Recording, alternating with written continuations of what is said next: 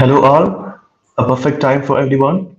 I am Vineet Vijayan, serving as the Chair of Education and Technical Activities Subcommittee of PES Student Chapters Committee.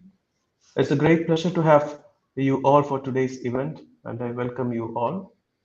On this third day of IEEE PES Young Professional Powering the Future Summit 2022, we are going to witness some great discussions on dynamic modeling of synchronous generators.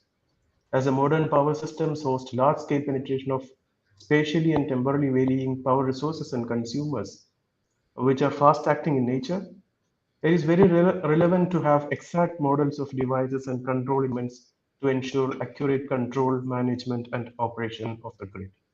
Exact models of synchronous generators are so significant, hence. To speak on this topic, we have Professor Peter Sauer. Professor Okay, thank Sauer you very obtained much. his BS degree. May I introduce you, sir? Sure. Yeah. So, yeah, it's a great privilege for me to introduce Professor Sauer here. He obtained his BS degree in electrical engineering from the University of Missouri at Rolla in 1969.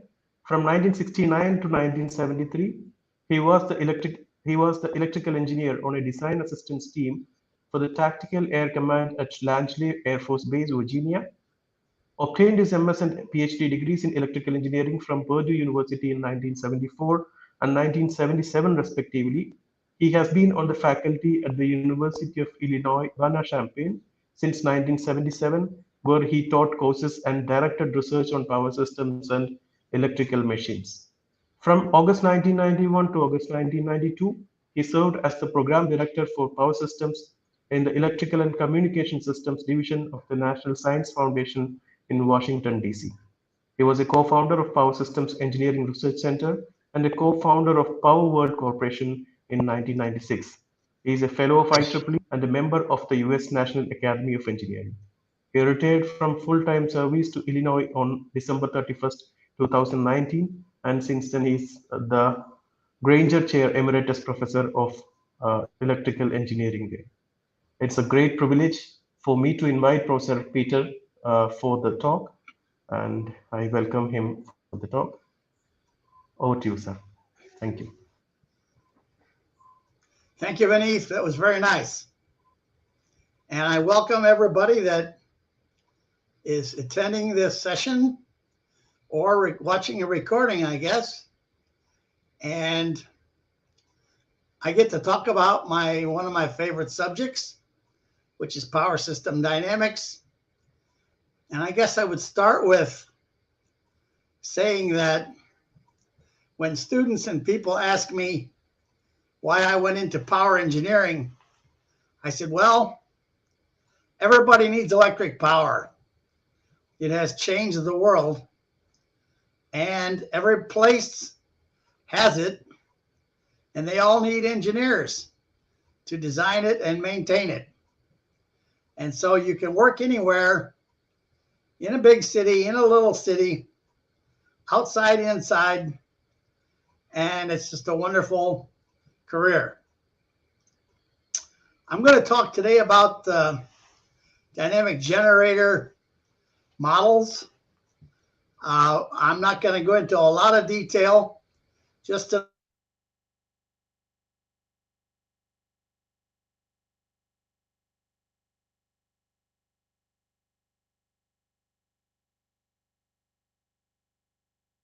enough to get you a flavor. First of all, these generators are not only reserved for power systems, they're used in aircraft, automobiles, standby power sources, and of course, electric utilities. And when we talk about the generator, we really sort of also need to talk about the mechanical prime movers. These are the turbines that turn the shaft, the excitation controls that determine the voltage, the speed controls that determine the frequency, and then, of course, the loads themselves because they interact with the generator. Next slide. In engineering analysis, there's really two basic forms. One is static, That means things are in steady state, typically constant motion of some type. Now, in the AC grid, the voltages and currents are sinusoidal in nature, so they're not constants, but we get around that with a transformation. When we get to dynamics, the transients typically caused by a sudden change. And we want to see, will the device return to steady state following a disturbance? In our case, these mathematical models can be of various types. We're going to work with nonlinear ordinary differential equations, which would have the form dx by dt equals f of x with some initial condition. Next slide, please. Just as an example of a simple, very simple dynamic system is the mass on a spring. And there are only two differential equations, and they correspond to Newton's second law. X is a variable that measures, in this case, the distance from the ceiling to the mass. Now, where you use your reference is important because you have to be consistent. In this case, the derivative of position with respect to time is velocity. Mass times acceleration is the sum of the forces acting in the positive x direction. That's important. Those forces all have to be positive in the positive x direction and negative otherwise. So, for example, mg is the force of gravity, which is pulling down, which is in a positive x direction. So it's a positive number. F external is a force of someone pulling down. That's in the positive x direction. The variable c, the parameter c, is very important because it says when x equals c, the spring exerts zero force. So that c must be calibrated to the reference. And these are subtle little things that sometimes people get stuck on. Some people worry about where the mass is and the center of mass and that leading edge and all that. Those are all sticky little things, but if you're just consistent, they're easily accounted for. Next slide, please.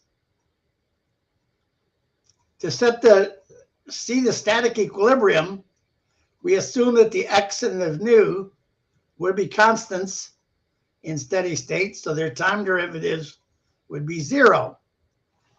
So the equilibrium velocity is zero, and then we solve the second equation for the position of the equilibrium x sub e.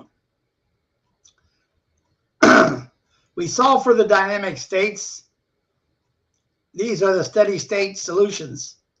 Now this is the linear system, so it's easy. Next slide, please. Stability. Suppose the mass is displaced. Will it return? If you just look at the differential equations, you can almost tell by just looking at them, if x is bigger than xe, then that spring force is a minus k times a positive number. That's negative. So the velocity goes negative. And if the velocity goes negative, the position goes negative. It tends to return back to xe. Next slide. Similarly, if x is less than xe. If the spring is up like being compressed, then the speed is positive. And if the speed is positive, the position will increase, which goes back again to the equilibrium value xe. So an intuitive conclusion is that the system is stable at position xe. And this is done just with common sense and by looking at the equations. Next slide. Now, sometimes we can't analytically solve the differential equations. In fact, for nonlinear differential equations, almost always you cannot. So we have to do numerical integration to see what happens. You just solve them and see what they go to. To estimate what actually happens, we solve it as an approximation, actually a Taylor series approximation around delta t, and delta t is normally very small because you want to get a good approximation of how x changed over the time increment delta t. So here's an example of a second order Taylor series, and delta t is small. Next slide. One of the easiest methods of numerical integration is Euler Forward, where it just looks at the slope. dx by dt is the slope. Delta t is the run along the horizontal. And so x of t, the vertical, can be solved for.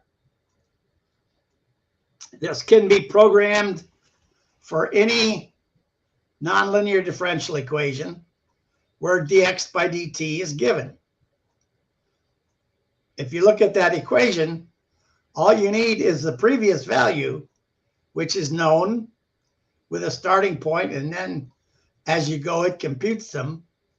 And then you have the slope, and the slope is just the f of x. You multiply that times delta t. This is very simple. You can do it in Excel on a spreadsheet. You can do it in very complex languages. It's easy. And it's the foundation for many more complicated numerical integration schemes. Next slide. How are systems organized? This makes a difference because you need to know what's happening on the large scale grid. So a company might have 20 generators. A pool of companies might have 2 to 10 companies. A coordinating council, which we use here in the US, might be 3 to 5 of these pools. And then an international and coordinating councils. In our case, in North America, we have 9. At least we used to. I think we still do. Next slide, please. Perhaps a more important look at what we're going to do with this analysis is this time response. Time is on the horizontal, and it ranges from microseconds to days. And when you think about that, that's a long time scale variation. Switching surges, lightning, typically speed of light. And in fact, they require the solution of Maxwell's equations, which are not ordinary differential equations. They are partial differential equations and very difficult to solve. In most cases, in power system, commercial, large-scale grid software, Maxwell's equations are approximated with lumped parameter partial differential equations, which decouple the electric field phenomena and the magnetic field phenomena. If you use the traditional transmission line assumption that you can approximate this parameter by looking at the limit as the spacing goes to 0, it's a similar approximation. So for lightning surges, switching surges, you have to use full-blown Newton's law. No, sorry, full-blown Maxwell's equations. Now, if we go up into the middle range, we can get to the point where lumped parameters are a good approximation. And for stator transients and transient stability, which is the shaft synchronization, the governors, the loads, the frequency control, boiler dynamics, and long-term dynamics, these can be much bigger time changes. So in most cases, the lump parameter model is quite good. But it is important to note that there is really no simulation that is exact. They're all approximate, and the approximation is as good as the level of detail. Next slide. What kind of phenomena do we care about? Well, voltage levels are important always. In a short circuit study, you need to know how the voltages change as well as the current. We are interested in frequency control. We don't want our clocks to run too fast or too slow. Current limits, relay action, steady state stability, transient stability, voltage stability, and long-term stability. These are all different phenomena that we try to look at, and the system has to behave correctly for each of these phenomena. Next slide, please. Here's a slide that I like to show, which breaks down the process into electrical and mechanical. On the right side of the dotted line is the electrical part of this, which is the generator, which worries about voltage control and current control. The network is there, and the loads are there. And so the variables typically are P and Q, real and reactive power. In the air gap, which I show there with a rotating arrow, the air gap torque for the generator is provided by the turbine on the speed control in the mechanical system. And then there's the furnace and the boiler, which create the fire that boils the water that makes the turbine spin. And then there's the fuel, gasoline, coal, nuclear, whatever. So those are the basic divisions of mechanical and electrical equipment and phenomena. Now, keep in mind that this is not pure either. For example, there are mechanical things in the loads. There are motors and generators. There are tap changing transformers in the network. There are mechanics involved in the generator. So there is mechanical stuff on the electrical side. Similarly, on the mechanical side, there are control systems and there are sensors and there is electrical controls. So there's electrical stuff on the mechanical side. So it's not pure, but it's a basic allocation of functions.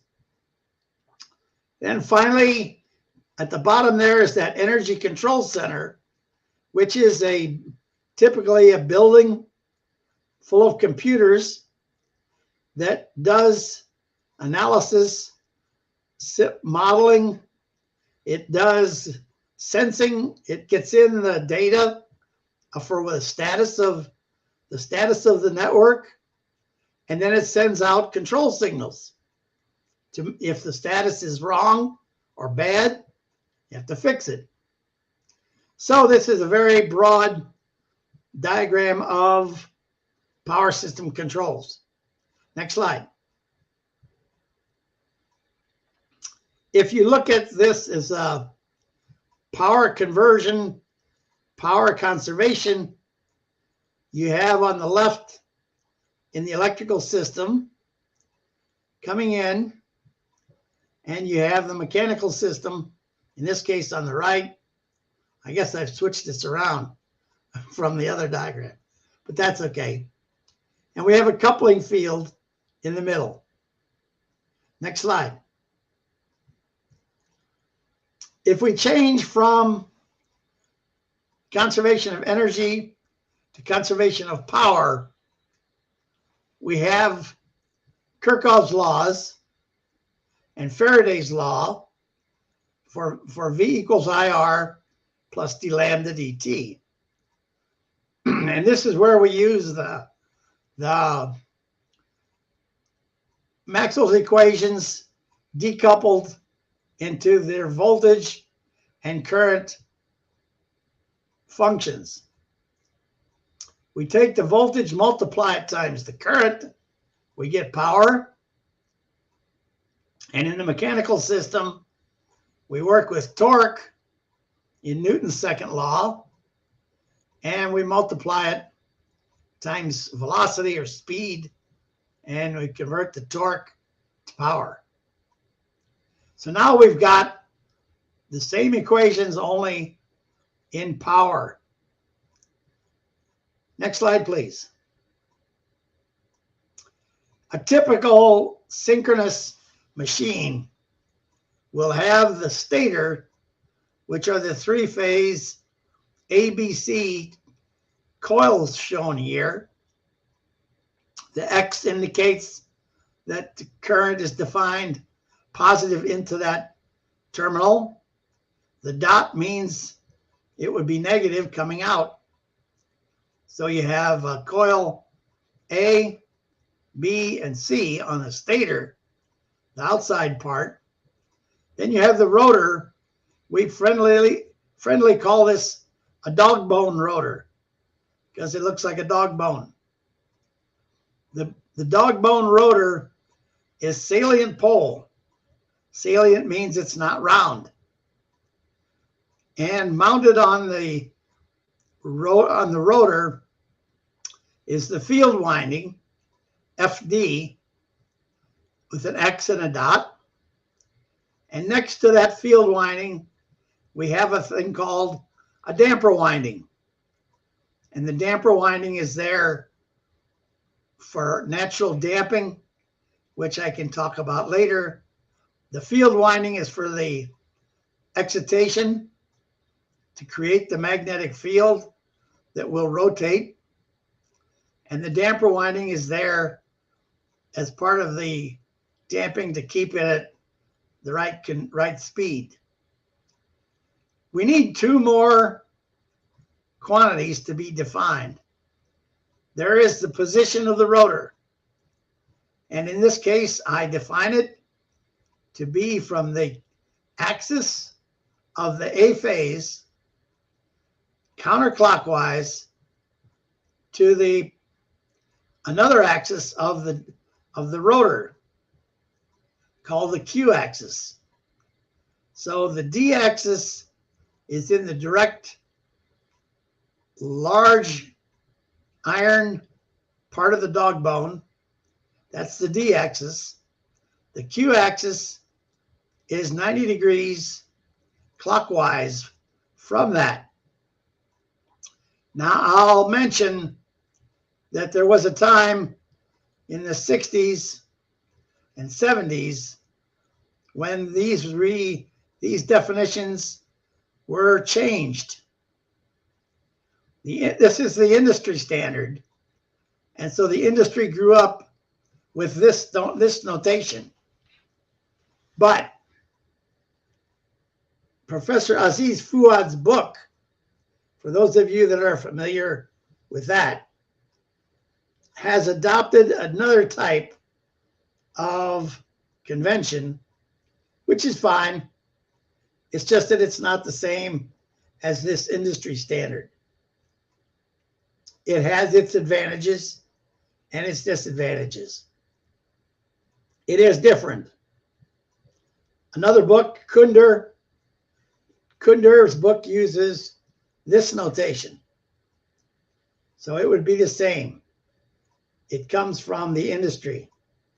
And with Kunder, he worked at Ontario Hydro. We'll also assume linear magnetic iron, which means no saturation, no hysteresis, which could be added later. But for now, we'll go with linear. Next slide, please. Here are the differential equations for the generator. ABC stator, field 1D, 1Q, 2Q for the rotor, and then the shaft, theta and omega. This is it. These are Kirchhoff's laws, Ohm's law, Faraday's law, and Newton's second law. Time domain, unscaled. And that'll be clear in a minute. So these are the basic fundamental equations that we're going to do in this simulation. Next slide, please. We do a transformation. And the reason we do this transformation is because the stator ABC variables are sinusoidal in steady state. This oscillatory equilibrium can be made a constant through a transformation. And this transformation will transform the stator variables from V, I, and lambda ABC into three other variables called dq0. So the T dq0 is 3 by 3, and it converts the ABC variables into dq0 variables. And we do the same for current and lambda. And the purpose of this is really to give us a steady state dynamic model where the variables are constants, not sinusoidal. Next slide, please. Here's the transformation. It might look familiar to some of you, and there are various forms. This transformation is not unique. It has an inverse, and the inverse is given here. And there's a thing called power invariance. If you do the power in ABC, it's VA-IA plus VB-IB plus VC-IC. sum of the powers. If you do that in the dq0, it's VDID plus VQIQ plus V0I0. That's not going to be the correct value of power for this case, because this transformation is not power invariant. The transformation used in Fuad's book, the transformation is power invariant. So that's a subtle difference, which doesn't affect too much, but is noteworthy. Next slide, please. We want to see what's constant in steady state. And the thing that's constant in this case is this difference between shaft speed and frequency times time. It's clear that in steady state, the shaft speed is a constant, and it is what's causing the rotation and making the AC signal. If we strobe this with a strobe light, those of you that are lab oriented know how to strobe light. It flashes every time you want. If you make it flash at the same speed as the rotation, then it appears that it's not moving. And that idea is creating a constant value from an AC value, and we call it delta. So delta is the shaft speed minus omega t. And delta would normally be constant in steady state. So here's the new set of variables. In dq0, instead of ABC,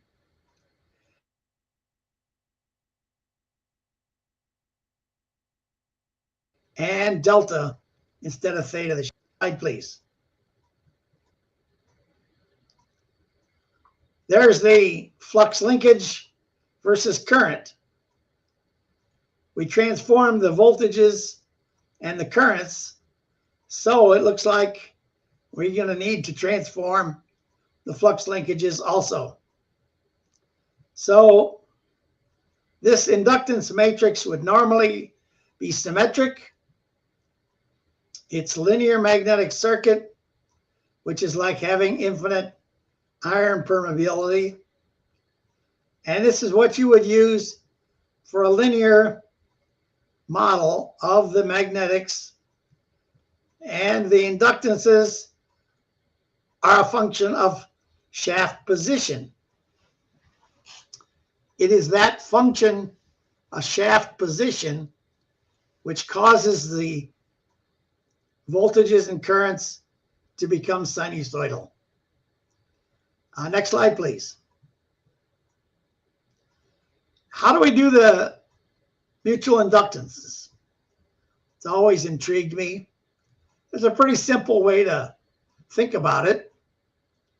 If you draw the diagram there with the stator 1, 2,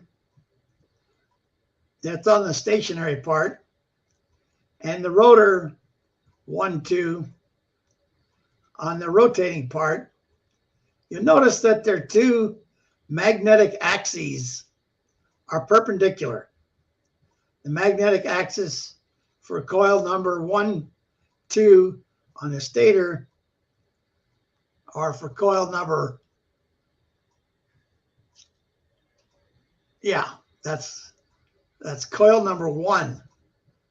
Coil number 1 is on the stator. Coil number 2 is on the rotor. Coil number 1 has an axis horizontal to the right. The rotating coil has a magnetic axis by the right-hand rule straight up 90 degrees from that. Typically, mutual inductance is a cosine of the angle between magnetic fields. So in this case, none of the flux produced by coil number 1 will pass and link coil number 2. And that's pretty clear if you just look at it. If you draw a circle raising the right-hand rule around the X's and the dots, the ones created by coil number 1 do not pass through the middle of coil number 2. Just the opposite when they are lined up. On the right, there's the maximum. 1 and 2 are lined up, so they both have their axes in the same direction. So this would be maximum mutual inductance. Minimum is if they oppose each other, and that would be like, again, 0 plus minus, like a sine wave. Next slide, please. Here's the transformation when we include the dq0. And so the inductances become a function of the original L's and the transformation, which both include theta of the shaft. Next slide. What's interesting about the outcome of this particular model is that the D, Q, and 0 are all decoupled. The 3 D's are together, the 3 Q's are together, and the 0 is all by itself. And you'll notice there is no position, no time variance. These inductances are all constants. So we have eliminated the time variation of the inductances through this dq0 transformation. And that's a huge part of this problem. Next slide, please. Another big thing that is involved is a thing called per unit. And I'm just going to do a little bit on this. I have a lot of slides, but I'm going to go through them very quick because it's not important in the sense that you need to follow it. The basic idea is, number one, the industry needs a standard which can be used with models. And so the standard originally is that the variables of a device have per unit variables, bases, equal to their ratings. So the per unit scaling of a machine that is rated for 120 volts has a base voltage of 120. So you would take the actual voltage and divide it by 120. That would give you the voltage in per unit on the voltage base, which is rated. And then you do the same with rated power, rated current, and that would be the per unit variables for a device using base quantities that are equal to their device ratings. Next slide, please.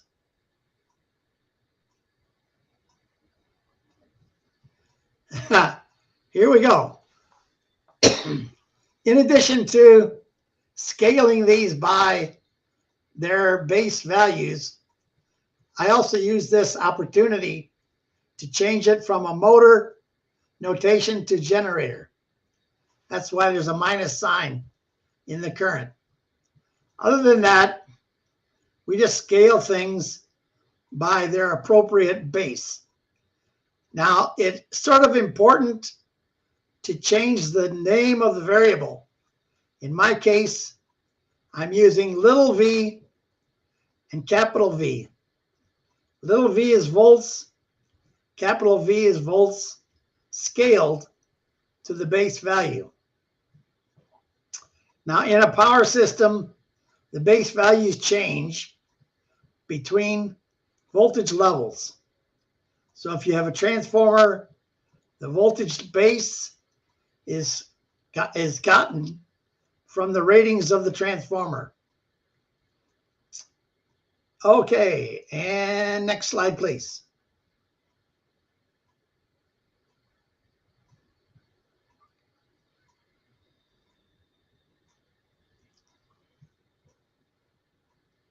The next slide.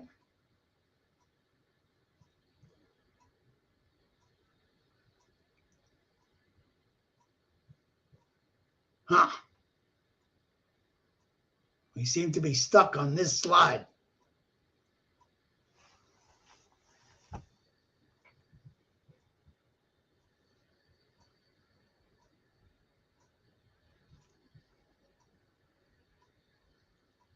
Well, we are stuck right in the middle of the most boring part of the talk. If we can restart it and get back to that point, that would be great.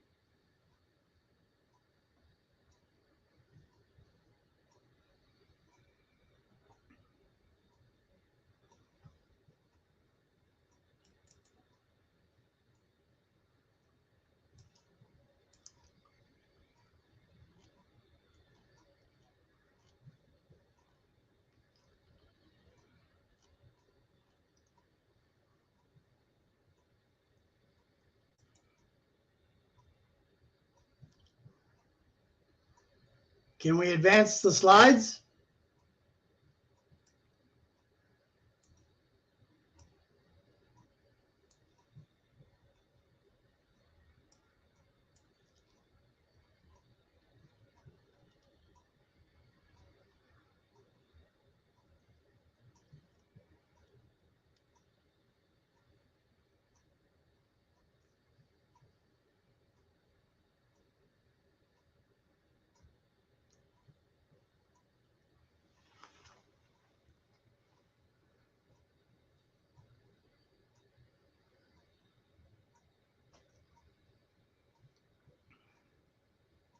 Well, I would say we could just finish it here, and I can talk about the rest without slides.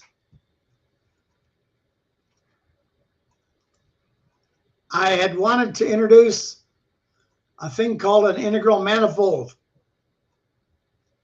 which to me, I find very interesting and quite revealing about the power grid. If you have two types of variables, dx by dt and dz by dt, and x changes very slowly, kind of like turbine pressure, that type of thing, or even the mass of a large unit. Oh, here we're back. Okay, let's skip that, and that, and that, and that, and that. Those were all the scaled quantities. That was called the per unit process. And it's important that the per unit process be done in a way that when you publish it or document it, everyone knows the base values. And normally they are the base values of the device.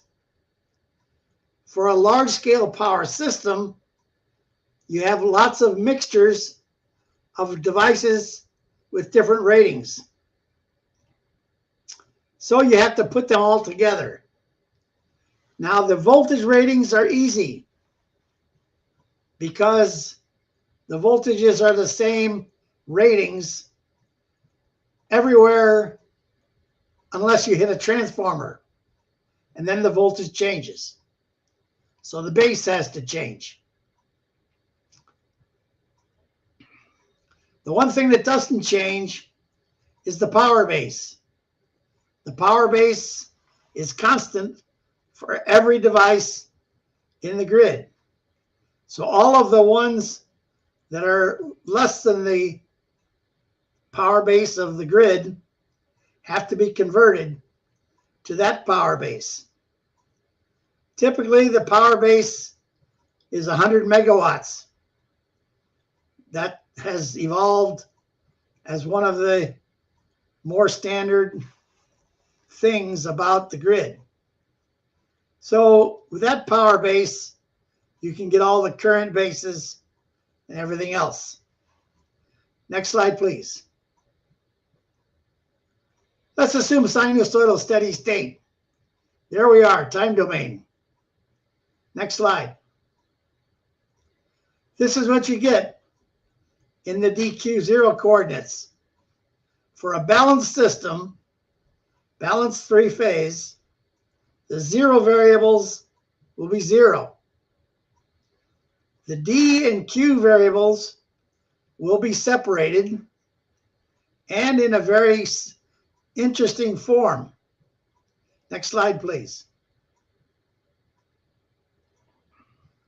If we use the delta that we had defined, these are the DQ voltages and currents. Note there is no time.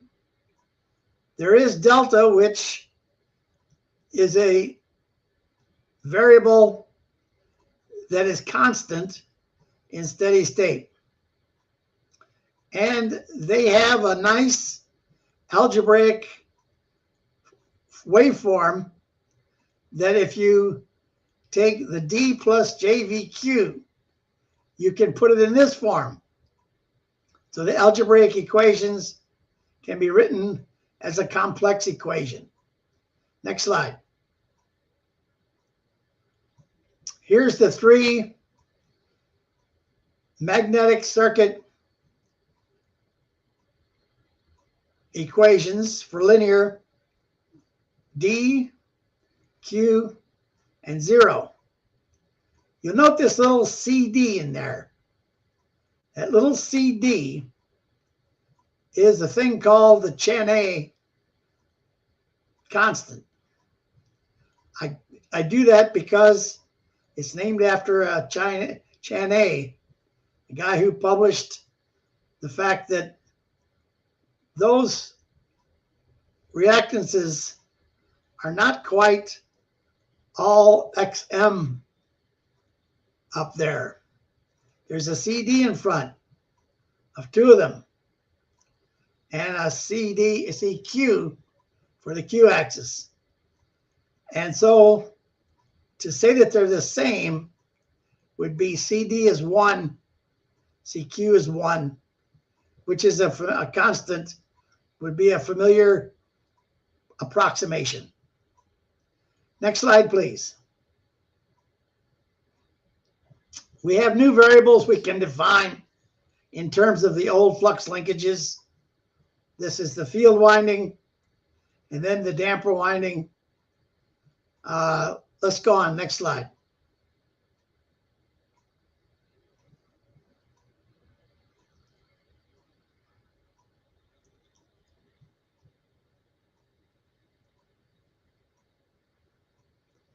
These are the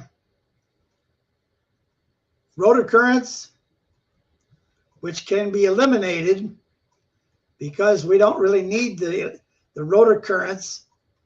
They're not of interest. So next slide.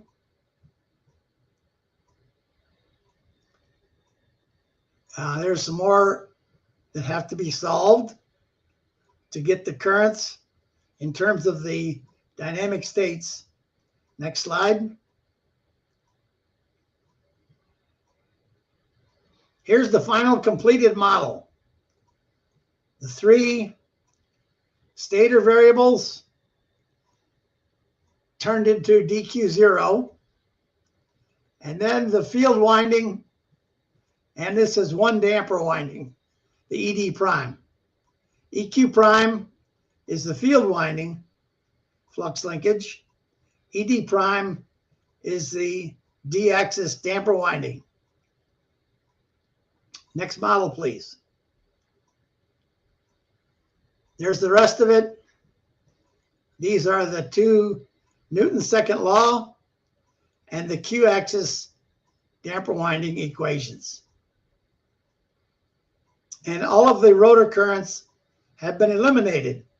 But notice that the D and Q-axis currents are still in the model. They're not dynamic states. The dynamic states are the flux linkages. So, next slide, please. Here's the other set of algebraic equations for the linear magnetic circuit. Next slide, please. Here's the most important thing that I needed to mention. And that's the terminal constraints. How are the voltages and the currents of the stator related? If it's a short circuit that you're studying, then the voltages would be zero. If it's an open circuit condition that you're simulating, it would have the zero currents. Or it could be just an impedance, like a fault. Or it could be an infinite bus. So I'm using here the infinite bus to be the relationship between the voltage and the current. And the relationship is that the voltage is fixed at this sequence. And so the currents will be determined by enforcing this constraint. Next slide.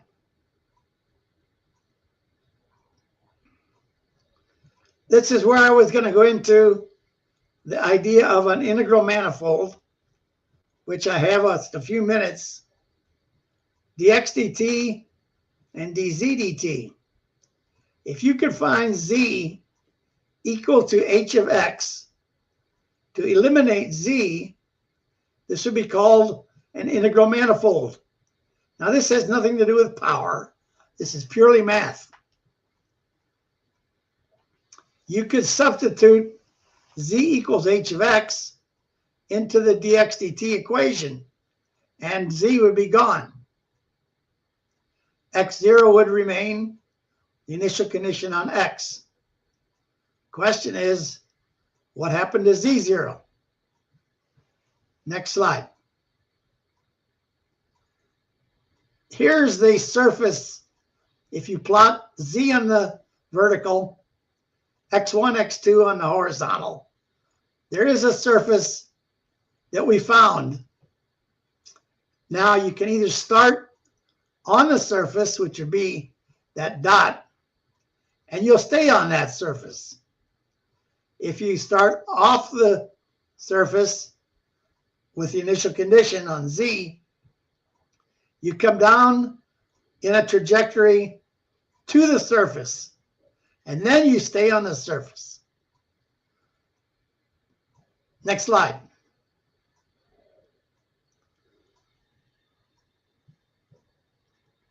In terms of the new coordinates, we do the difference between z and the integral manifold.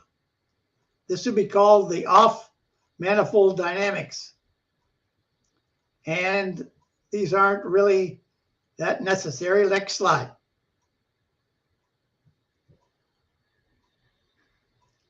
If we go back to the synchronous machine, the exact integral manifold can be found for the synchronous machine with an infinite bus, which means we can actually find the exact relationship for these variables. On my screen, they're covered by a picture of me. This is a very rare event to find an exact nonlinear integral manifold. So it's something to relish with the beauty of it, that it actually is the solution of the nonlinear differential equation without solving for anything. Next slide.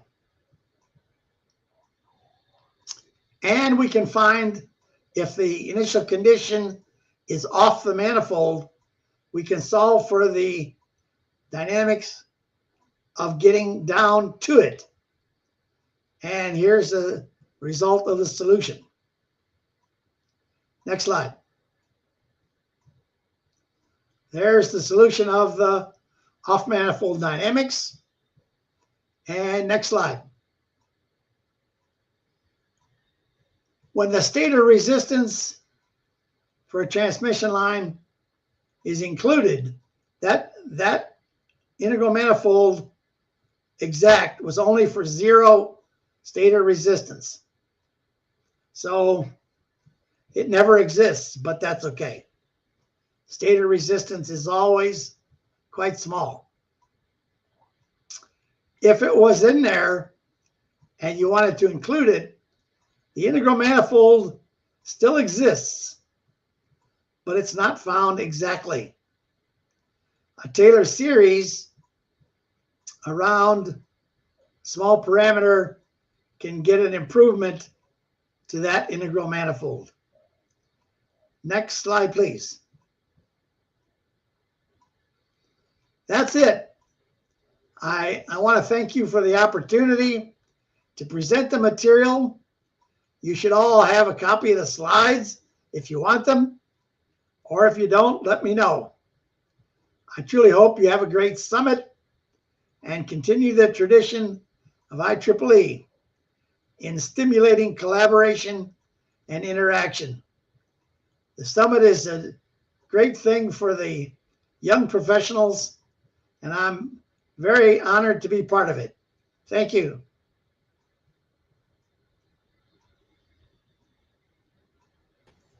Be happy to take a question if there are any.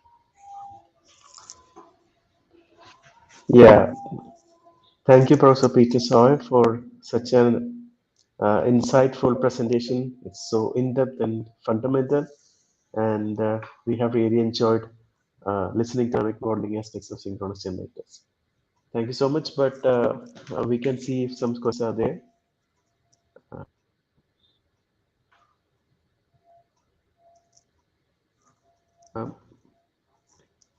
There's one question: why is it necessary to transform three-phase voltages and currents to DQ axis? Why is it necessary to transform them? Oh, yeah. Why is the transformation necessary? Because we want the steady state value of the dynamic states to be a constant. It makes life easier. It makes life easier for steady state stability, transient stability. So it's not required. A lot of people do simulations with ABC. But when you have sinusoidal steady state, things are a little different when you analyze the steady state of them, because they're sinusoidal. but you can do that. That's fine. So a question related to the same. We are assuming that the voltages currents are balanced. So the transformation works if the system is unbalanced. Everything that I did was for balanced, symmetrical, three-phase, no imbalance. If you have an imbalance, then the zero variables will become non-zero. You can still use the model for unbalanced systems. It's just that it's not going to turn out to be nice, constant solutions. And that is a problem for distribution networks, because distribution networks are traditionally imbalanced. They put phase A down Elm Street, phase B down Walnut Street, and phase C down Garfield Street. And they're never the same loads on A, B, and C streets. So you bring up a very good question. Simulating unbalanced systems is difficult. Not only are the DQZ variables not all non-zero, but you have to keep track of the neutral. You have to worry about delta Y transformation, 30-degree phase shift. You have to worry about how the neutrals are tied together, and it complicates the simulation problem. So it can be done, but it's much more difficult.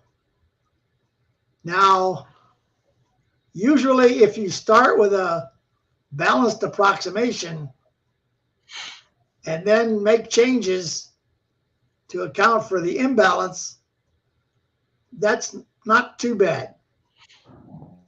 But most commercial software, the big ones, PSSE, PSLF, Power World, all those, they're all for balanced three-phase, not for imbalanced. And I suppose part of that is the complication that the neutral wire creates. Yes. Thank you, sir. Thank you. And you're welcome. Any other questions? Yeah, got it.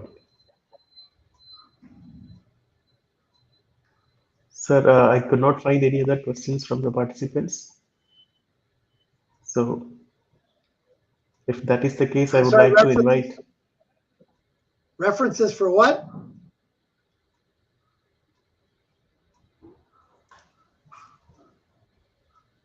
Oh, you. Yeah. Am I audible? Yes. Yeah, could not find any other questions from the participants. So I would like to invite Mr. Ayman Tama for the vote of thanks. Ayman? I guess he is not in the chat, but I can give the vote of thanks for you. So, first of all, I would like to thank you, Mr. Vineet, for taking this time off and being our moderator for this pleasant session. And the second, I would like to thank Dr. Pete. Thanks a lot, sir, to take this session and guide our students over the globe with our Powering the Future Summit, Powering the Future Summit. So this was a great session, and I would like to thank all our participants for attending this session with your warm questions and appreciations. Thanks a lot for that. And we would like you to attend tomorrow's session as well. Yeah, so thanks a lot. Can you take your camera on so we can have a short, Yeah. we can have a quick photograph? Albin, are you there? We can add you up also, like if you're there.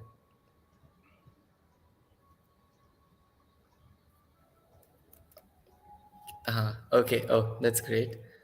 Just a minute, let me add a screenshot. Okay, so smile in 3, 2, 1. Yeah, got it. Okay, so Thank you. just yeah. So thanks a lot, everyone. Uh, we'll see you tomorrow. Okay. Yeah. You're welcome. Thank you.